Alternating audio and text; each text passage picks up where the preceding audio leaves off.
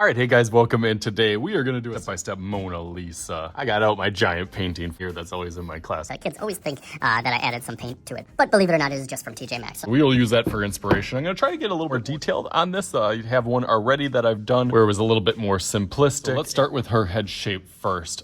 Just like I do any head, I'm going to start out with an oval form, kind of coming down to the chin part of it. One down to the bottom, and then kind of right back up.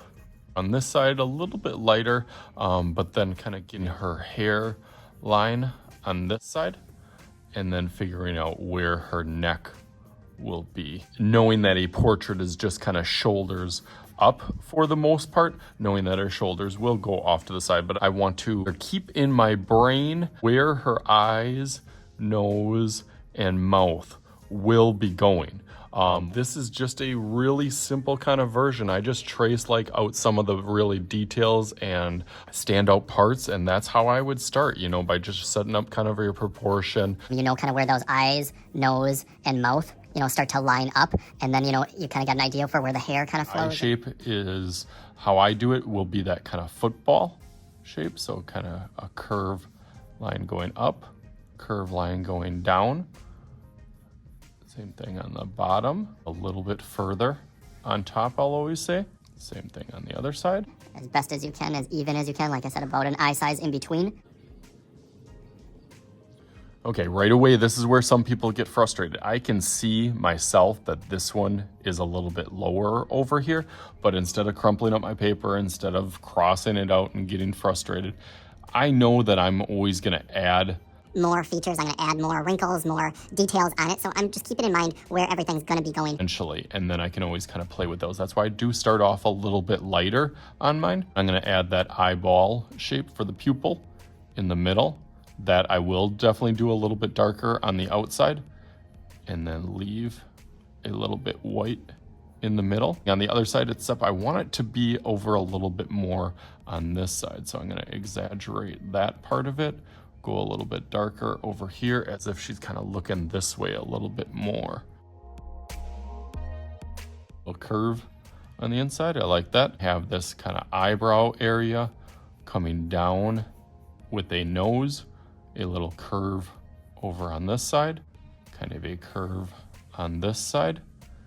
That will also bump up a little bit thinner as it goes right into that shape for that eyebrow. We'll have a little bit of a point on that kind of middle of the nose, so I can add that lightly.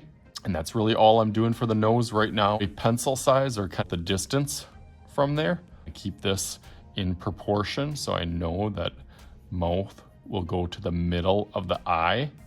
So sometimes I put a little dot to kind of see where that's going to fit into. A little bit of a smirk.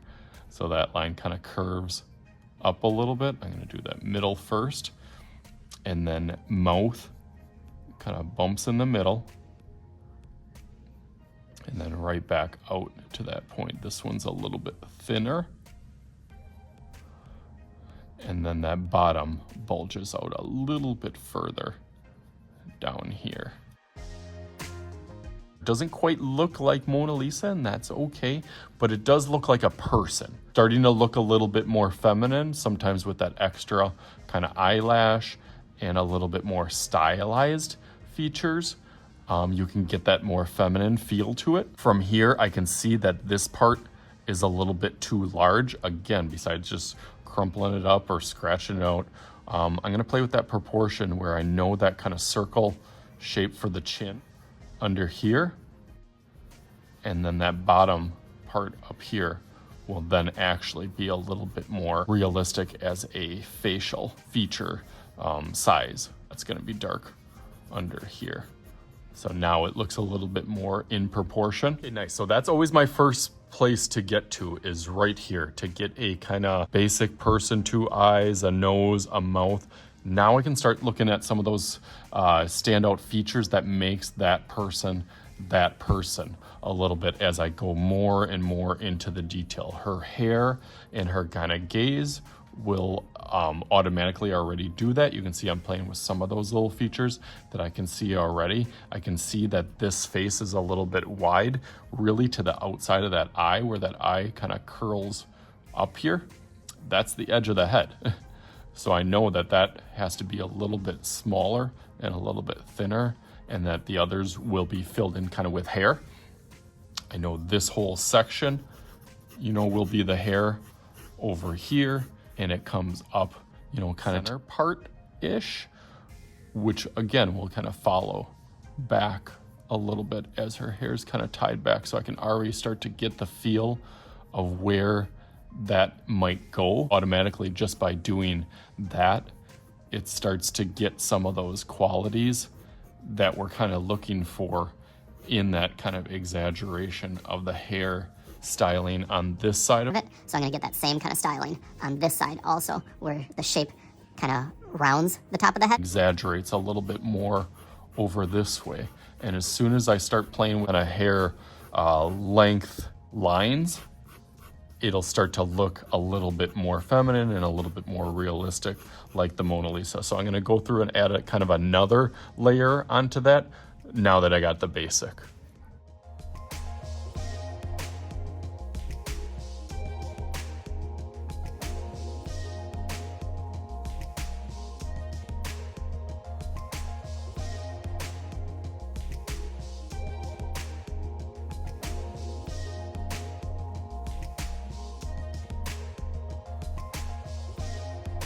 Okay, so I would probably say I'm about halfway done.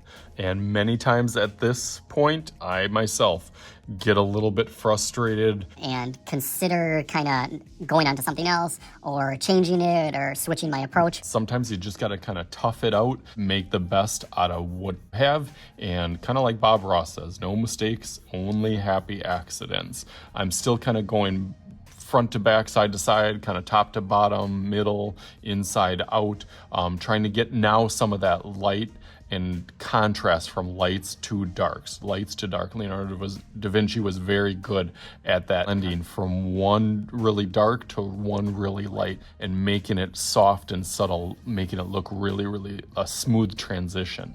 Kind of blending from the outside into the middle more and more so she doesn't kind of see through, that's the hard thing of just doing like a black and white shading, is not smearing the whole thing like with your finger, and also not kind of doing it too aggressive. Adding little bits and pieces, and you can pick up and borrow some of those tricks and tips that I will be doing to kind of finish her off. So let's keep on grinding our way through. Let's do it.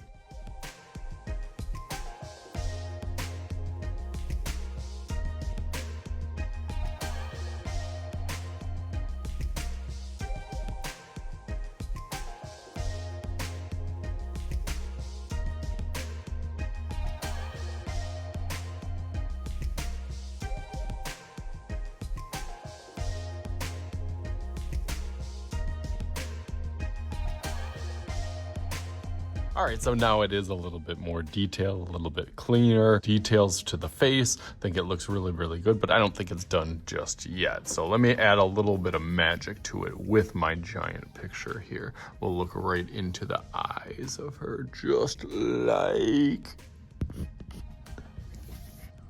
All right, ready? Boom. All right, there it is. Just adding a little frame and a little atmospheric perspective in the background as we go around here. Looks really, really nice, and take it to that next level. So it's just little steps really turn into big steps by the end. So hopefully you guys had fun with this. As always, I am Mr. Shooty. This is Mr. Shooty's art class. We'll talk to you guys later.